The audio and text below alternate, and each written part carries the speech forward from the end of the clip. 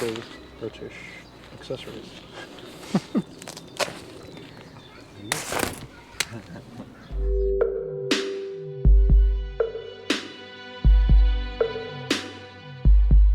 Hi, I'm Steve, welcome back to Plug and Play EV, and I'm here with Alan, who is the proud new owner of a 2023 Skoda Enyaq.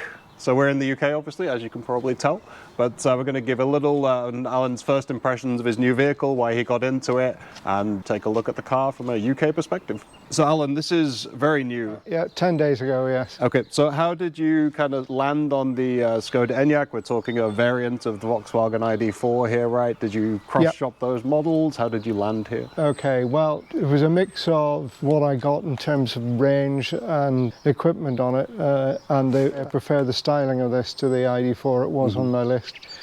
We had some specifics that we needed to cover, which was that I needed a car that had an official range of over 300 miles, and this is 328. My elderly mother-in-law is in Glasgow, 180 miles away, and if anything happens, we need to be able to get there. Right. Research then went around a number of vehicles. The Kia, Hyundai, Duo were on the list. Little MG, the new MG was on there. I'm still waiting for the MG garage to get back to me to do a test drive, so you can guess that they lost. This one, it was officially a used vehicle. It had delivery mileage on it, so there was a bit of a discount. I know somebody who's got a 60, and I thought this looks like a good choice, so I went and had a test drive. Quite happy with that. And I had a look around, and this was the only car I could get. The Hyundai and Kia models, the used ones, were at about 8,000 or 12,000 miles, and I really didn't want that much on it. And the Kia Hyundai, are we talking the Niro and the Kona, or the Ioniq 5? The EV6. Yeah, gotcha. EV6 and the Ioniq 5. Gotcha. Because there is another really peculiar requirement, and that is my wife and I do a singing group on a Wednesday in one of the local village halls, or Tuesday around, and we had to get the big screen in, so it has to be long enough to take the screen. Gotcha. Which seems the wrong reason for buying a car, but it's one of the things we have to think about. Cargo capacity is, so yeah, that was it. I find it ridiculously easy to drive. You just get in drive or in the maximum regen mode, and off you go. And what are you coming from in your previous vehicle? I had a Jaguar XF rather. Okay, so the premium luxury end, how are you finding it compared to that? Okay, this is the base model. It's far from base. Right. There's an awful lot on it. The screen in there is a light change from the one in the Jag, Apple CarPlay and all that sort of stuff, which I didn't have. The car was 6 years old. Let me just start. There we go. There's a start-stop button down here, which is very good. Normally when you get in and sit down, you just unlocked it, the welcome screen comes up. And once you log yourself in, that then does all the connections with the car. Okay. It won't come up if somebody's sitting in the passenger seat. Okay. It only comes up if you're somebody in the driver's seat. So yeah, nice big screen. It's got Apple CarPlay. As you can see, it took a while to come up. And again, that's wireless, presumably? Yep. The phone is in my pocket. Okay. So I'm in normal mode, but I can put it into that. Sport. Set my own up, but I'll just put it in normal. Resets itself each time, so if you want to go into anything other than normal, you have to actually go in there and redo it. Like the Jag has got the speed limit recognition camera in the screen, and what I've noticed, even in normal regen rather than low, because I'm out in the country, when you're heading for a 30 mile an hour speed limit, if you lift your foot off the accelerator, it sees it, and it will put the regen on for you. Okay. And slow you right down. Sort of slightly disconcerting the first time it happened, but actually very glad that it does it. Those are my first impressions, is that it's comfortable, driving position might be a little bit better, but I'm used to the Jaguar, and it was very comfortable. And there's nothing wrong in terms of comfort. The steering wheel angle is a bit different is all. The driving I've been doing in the last 10 days, the claimed range of 328 miles is about right. Okay. That's doing a lot of stuff at, well, around town, but up to 50 miles an hour on the country roads to get to towns roundabout.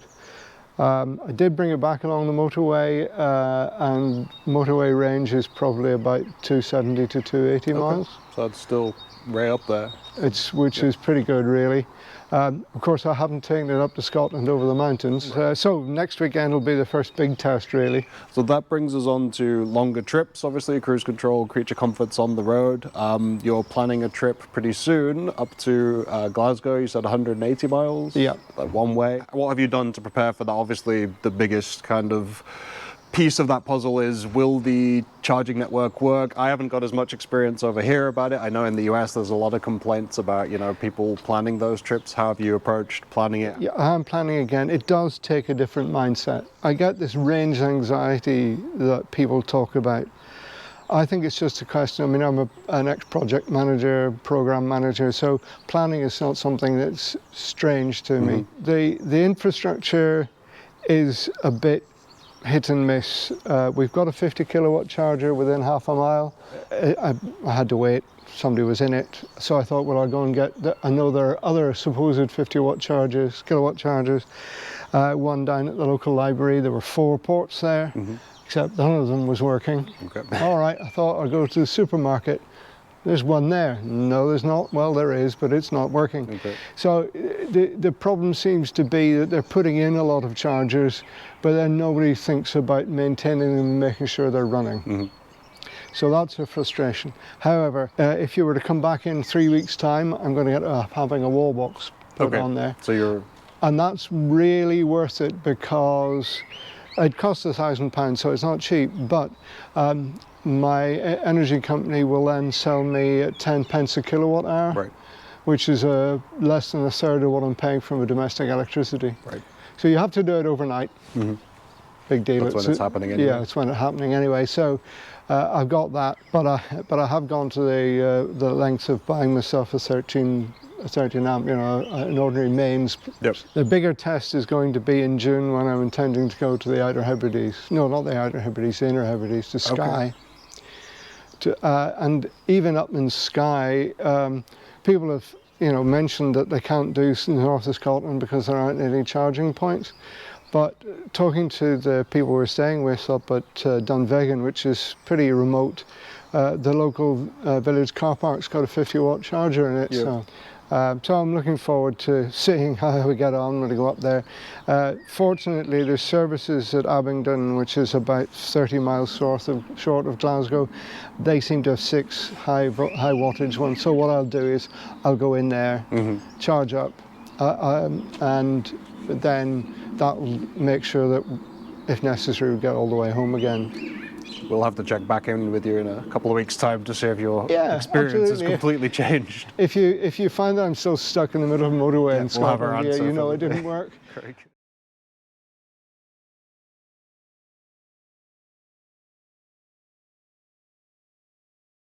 So I'm definitely seeing, you know, from my infrequent visits here, more EVs on the road. Is that something you see anecdotally? Yes, I think, you know, I do notice these things as I'm driving along, and you see quite a lot of Konas and the EV6s, a few of them, a few Ioniqs, quite a lot of Teslas, all varieties of Tesla. You said the T word, with long distance travel and the supercharger network, that's usually considered the kind of gold standard. Did a Tesla come into your thinking at any point? Yeah. There is one problem with Tesla, called Mr. Musk. It's sort of like buying from Donald Trump. Oh, sorry.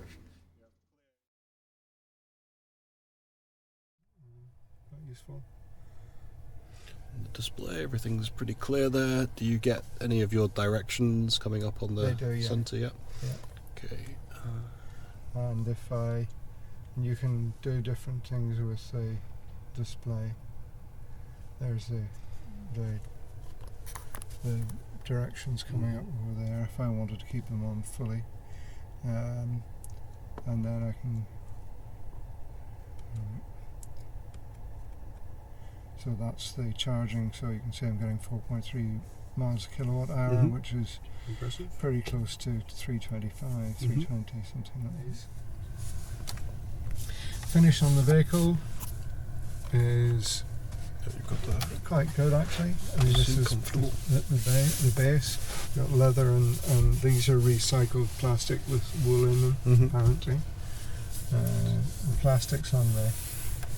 Yeah, everything's very soft. Pretty good. The door bends in the front have got felt lining, so I think things don't rattle around in them. Oh, I've always, ever since I've had it, this is my third car, and it was one of the things I had to have. It's a nice clarity as well. Yeah. A good point, and that is that, unlike other cars, when you drop the seat, the seat belt is tracked. Stays so in one place. Nice. You don't have to try and get it out of the way and put it back up. Gotcha. Yeah, that's it. That is nice. Got the flat floor. Yeah. Did see one test where a guy complained he got 3 large adult males in the back and they said they were cramped. Nice things on here as well as the ski hatch is the cup holders are actually covered, so you don't have to sit with your wrist in a cup holder if you don't want to. Isofix is down there with the little hatches. You don't lose your covers. Gotcha. They seem to have like a raised lip to give a little more support under the knees there. Nice. Some cubbies on the side.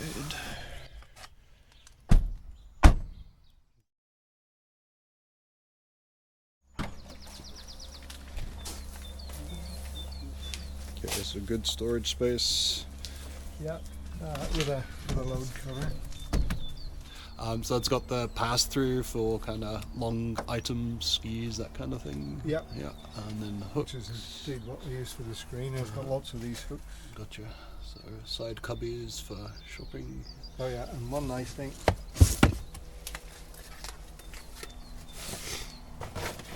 Oh, there you go. So Velcro, very good. Stop things flying around in the back. Yeah. Is this a charging cable bag? Yeah, that's not there. So that's just one I bought so that I can plug it in. Gotcha. The charging cable is under there. Gotcha. So you've got a nice deep space for charging extras. Yeah. Good. And then the hatch is nice and square, so you've got good loadability there. Low lip.